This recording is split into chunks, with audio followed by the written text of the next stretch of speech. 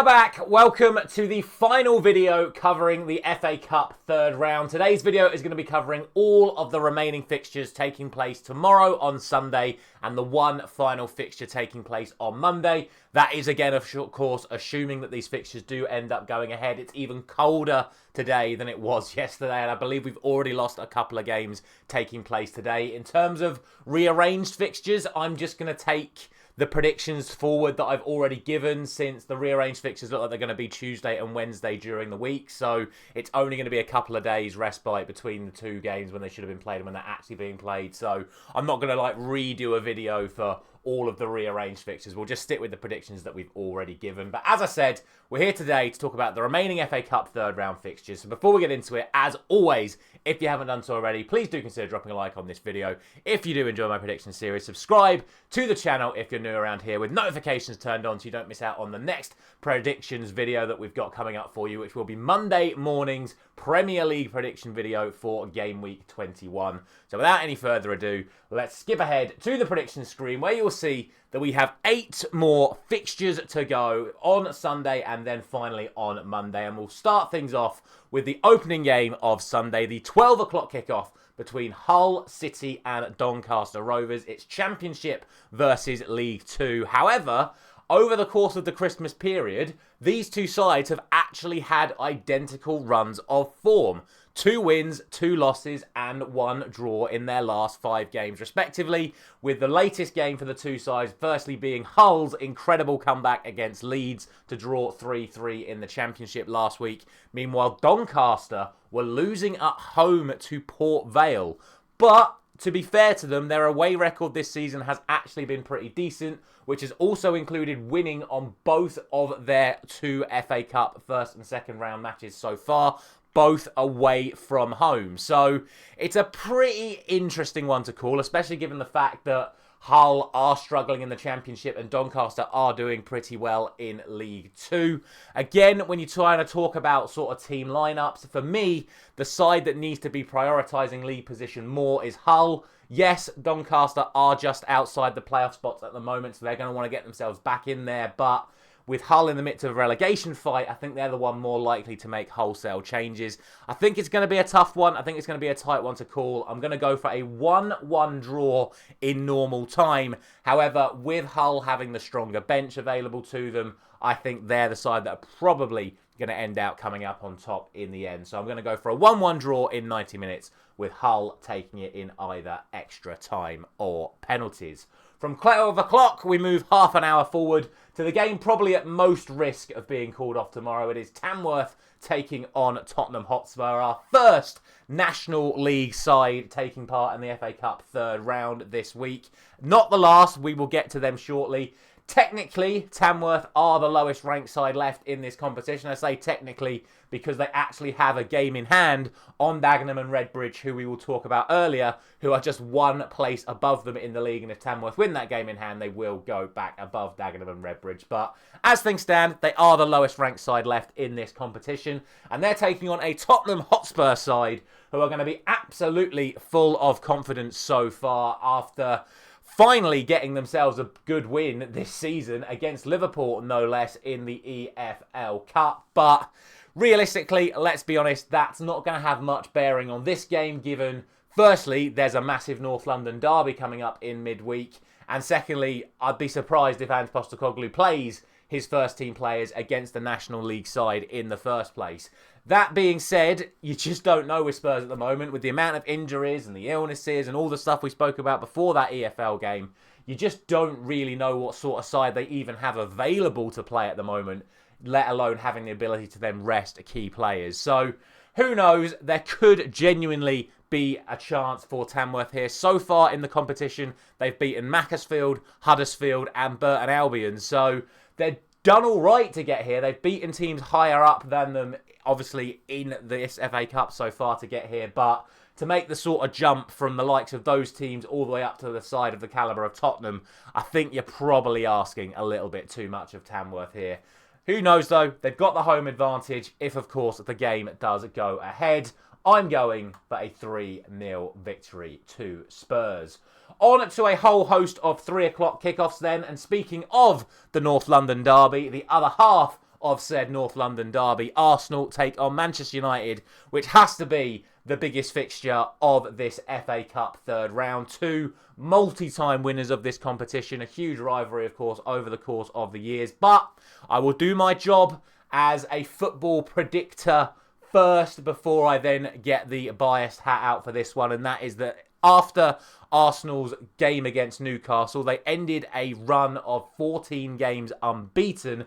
And I know everyone likes to laugh and joke about the fact that Arsenal lost, but they did have 3 XG in that match. They created a whole host of chances and just missed them. It just wasn't their day against Newcastle. It's not even that they played bad. They just missed all of their chances.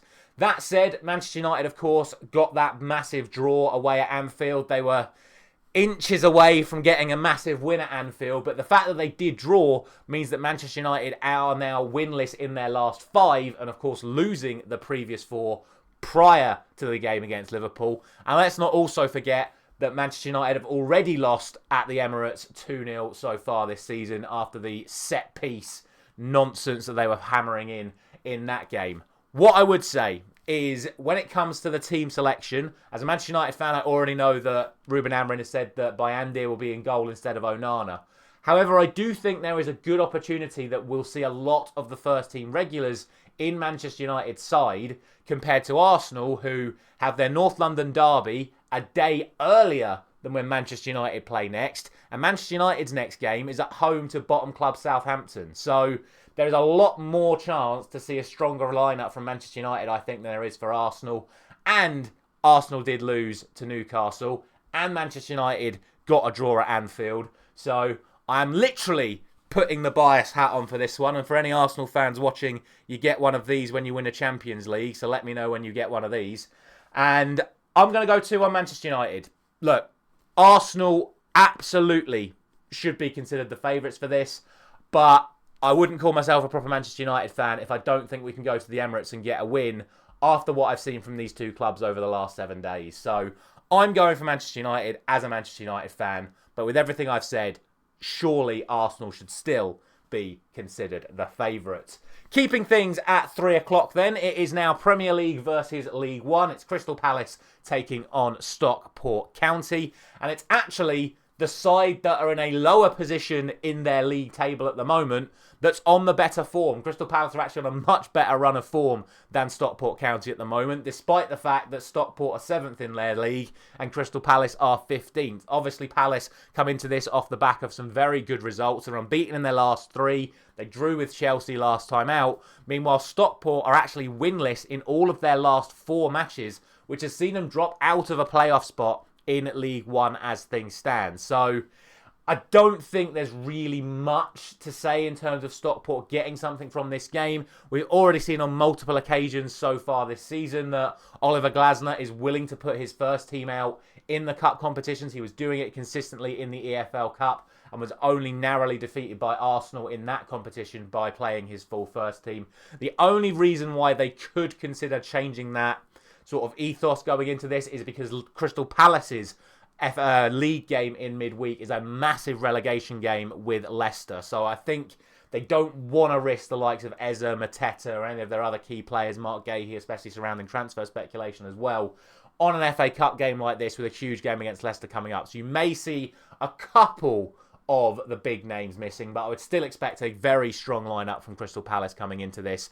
To be fair, Stockport have no fresh injury concerns coming into it themselves. They've got a free hit at a Premier League side, and I'm sure they're going to go for it. But ultimately, this is Palace's game to lose. I'm going 2-0 to Palace. Keeping things with Premier League and League One, it is once again the Premier League side at home to the League One side away. And it's two sides doing, let's just say, a little bit worse than the sides that we have seen in the last fixture. Ipswich sit 18th in the Premier League, and of course, Bristol Rovers sit in 20th. But Ipswich are certainly going to be feeling a little bit better from what they've seen in recent weeks. And to be fair, Bristol are as well. Ipswich managed to get themselves a massive draw away at Fulham after beating Chelsea the previous week. And if we're being honest, if it wasn't for some very good skill from Raul Jimenez to force that penalty, Ipswich would have won away at Fulham, which would have been a very, very good result for them. For Bristol Rovers, their last match saw them win at Cambridge. However, it is worth noting that that ended a run of 6 consecutive away defeats for the visitors in this one. They have been very poor away from home so far this season. But, again, it's worth noting that Ipswich's home form in the Premier League this season hasn't been that great either. Going into it, Ipswich's Premier League game in midweek is against Brighton. So, again, it's a game that they're going to want to be targeting to get a result in. So, I would expect to see some changes from Ipswich Town. And like we said about Stockport, it's a free hit for Bristol Rovers to have a crack at a Premier League side. But with their priorities surely, again, focused on surviving relegation, they may make changes for this as well. And I don't see any of these sides going to Premier League grounds and getting results. I just think it's unrealistic as things stand. So I'm going to keep it close because I think Ipswich will make changes, but I still expect the Premier League side to get the win.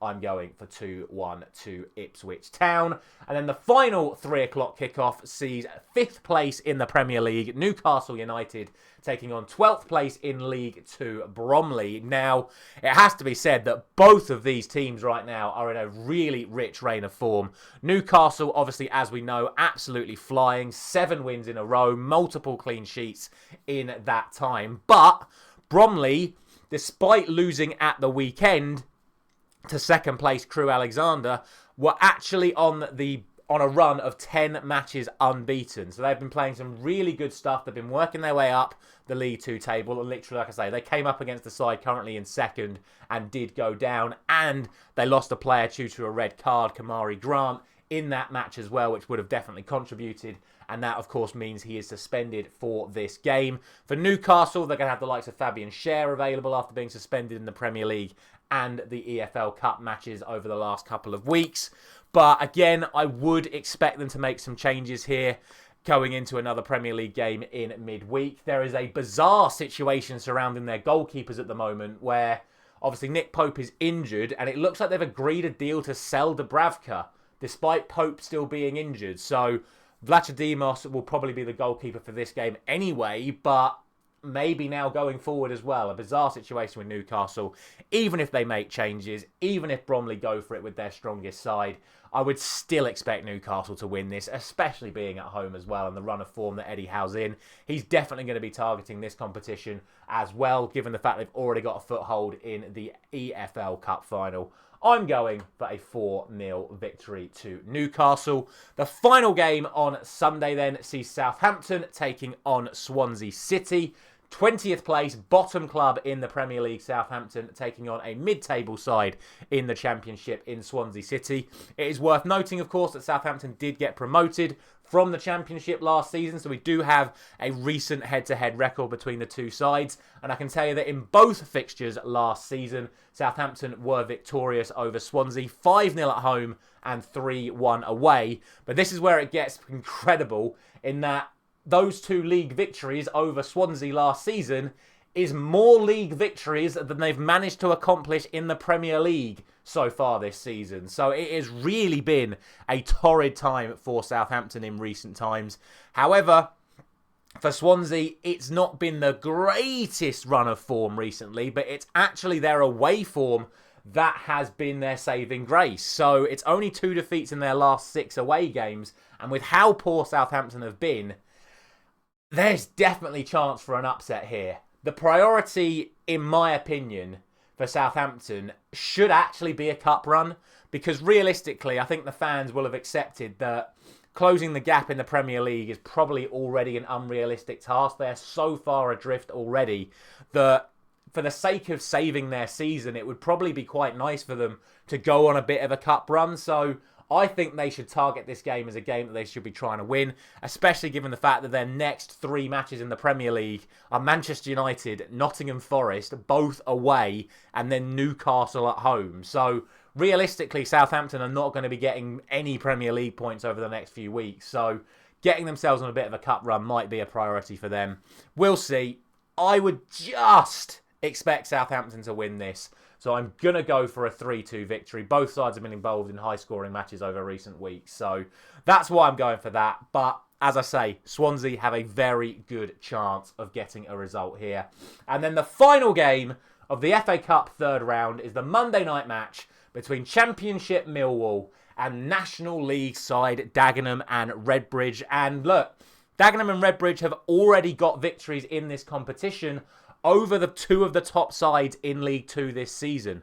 They won against Crewe and they won against Wimbledon. So there is definitely remit for them to go to the Championship side and get a result here, especially given the fact that Millwall are on an absolutely torrid run of form themselves, only winning once in the last 2 months. That is across the last 11 games. Millwall have only won once. So if there's going to be a chance of a major upset this week, this is the game where I can see it happening. But again, it's a National League side against a Championship side. It's tough for me to say with any sort of logical brain that Dagenham and Redbridge do go to Millwall and get a result. It's also worth noting that Millwall are still carrying injuries, but I'm sorry, I can't do it. Realistically, there is no remit to say Dagenham and Redbridge get a result against Millwall, but there is a lot of things going in their favour. I'm still going to go Millwall, though. I'm going to go for 2-1. Sorry to disappoint everyone. But that is going to be it for my predictions for this FA Cup third round. Thank you for watching all of these 3 videos if you have managed to do so. Let me know all your thoughts down in the comment section below. Like we said, we'll be back on Monday morning for the next round of Premier League predictions. So I'll see you there.